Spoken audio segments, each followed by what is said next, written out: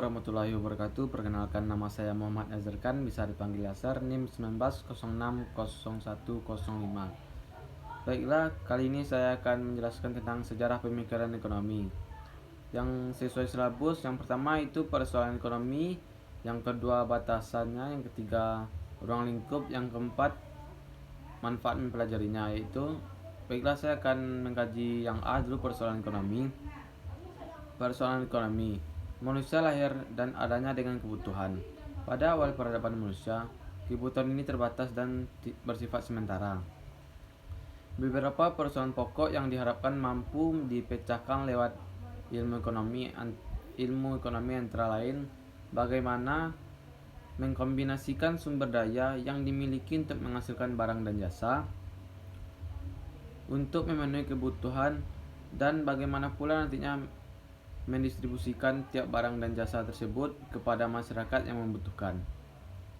Ilmu ekonomi yang dikembangkan oleh para ahli atau pakar ekonomi telah makin maju dan modern. Akan tetapi, tidak semua permasalahan yang akan berhasil. Dengan adanya preskripsi sesuai teori-teori ekonomi yang dikembangkan, sebagian dan persoalan-persoalan ekonomi yang dihadapi dapat diatasi. Tetapi sesudah persoalan satu itu sudah selesai, maka akan muncul persoalan-persoalan lainnya.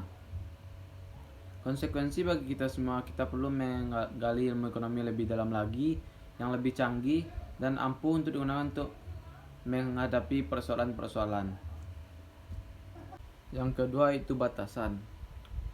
Kata ekonomi berasal dari bahasa Yunani, yaitu oikos dan nomos. Oikos berarti rumah tangga, nomos berarti akidah, aturan atau pengelolaan. Manusia hidup dalam satu kelompok masyarakat yang secara keseluruhan memiliki sistem secara sederhana yang dapat diartikan sebagai interaksi atau kaitan. Hubungan dari unsur-unsur yang lebih kecil membentuk suatu unsur yang lebih besar dan kompleks sifatnya. Dalam suatu sistem ekonomi tercangkup seluruh proses dan kegiatan masyarakat dalam usaha memenuhi kebutuhan dengan alat pembantu seadanya. Dalam suatu sistem ekonomi tercangkup nilai-nilai kebiasaan adat istiadat, hukum, norma-norma, dan aturan-aturan berikut. Kesepakatan akan tujuan bersama, serta otoritas dan kekuasaan untuk menggerakkan sumber daya yang ada untuk tujuan bersama. Doktria atau aliran pemikiran ekonomi yang dipakai ditentukan oleh kondisi lingkungan masyarakat, karena aliran pemikiran ekonomi sangat banyak. Diperlukan suatu mata kuliah khusus untuk mempelajari berbagai aliran pemikiran atau pandangan ekonomi tersebut. Yang ketiga itu ruang lingkup. Perkembangan sejarah pemikiran kemudian berlanjut dengan menghasilkan tokoh-tokoh seperti Alfred Marshall, John Keynes, Karl Marx, hingga peraih hadiah Nobel bidang ekonomi yaitu Edmund Phelps. Secara garis besar, perkembangan aliran pemikiran ekonomi diawali oleh apa yang disebut sebagai aliran klasik. Aliran yang terutama dipelopori oleh Adam Smith ini menekankan adanya invisible hand dalam mengatur pembagian sumber daya, dan oleh karenanya peran pemerintah menjadi sangat dibatasi karena akan mengganggu proses ini. Konsep invisible hand ini kemudian dipresentasikan sebagai mekanisme pasar melalui harga sebagai instrumen utamanya. Lanjutan dari ruang lingkup tadi, yang pertama di bab 1 yang isinya batasan tentang ilmu ekonomi, sistem ekonomi, sejarah pemikiran ekonomi, ruang lingkup serta manfaat mempelajari perkembangan pemikiran ekonomi. Isi dari bab 2, pemikiran dan para ahli pada era-era praklasik yang meliputi pemikiran-pemikiran ekonomi pada masa Yunani kuno. Yang bab ketiga itu khusus membahas pemikiran-pemikiran tokoh utama kaum klasik yang pemikirannya Adam Smith. Yang keempat, pemikiran tokoh-tokoh lainnya seperti pemikiran David Ricardo, Thomas Malthus, dan Jean Baptiste, dan lain-lain.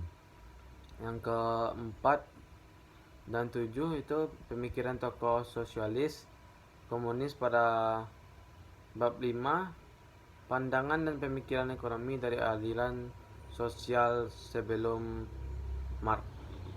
Yang ke bab 6 itu mengetengahkan ruang lingkup atau pemikiran-pemikiran sosialis dari tokoh utamanya. Yang ketujuh, pemikiran dan tokoh sosialis yang merupakan pembahasan.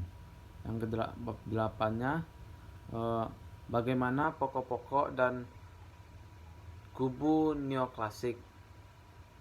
Yang ke-9, pandangan-pandangan dan tokoh-tokoh aliran pandangan ekonomi sedikit lari dari pemikiran jalur utama. Yang ke-10, pandangan dari tokoh-tokoh lainnya disebut aliran kelembagaan. Yang ke-11, bab yang ke-11, pandangan dari tokoh utama ekonomi modern yaitu Keynes. Bab ke-12, pandangan dan para pendukung Keynes. Yang ke-13, 14 dan 15 itu pemikiran-pemikiran baru, langkah-langkah yang harus diambil dalam mengatasi masalah ekonomi yang terjadi pada tahun era 80-an. Nah, yang keempat itu manfaat mempelajari. Pengalaman sejarah menunjukkan bahwa perubahan-perubahan terutama yang bersifat radikal sering menimbulkan yang tidak menentu dalam keadaan sosial ekonomi masyarakat. Dalam keadaan tidak menentu tersebut sering mempermasalahkan penekanan ekonomi yang digunakan atau dijadikan sebagai dasar kebijaksanaan pembangunan atau hal seperti tersebut yang tidak dikehendaki. Manfaat yang pertama itu mengetahui konsep dan guna pokok munculnya permasalahan-permasalahan ekonomi.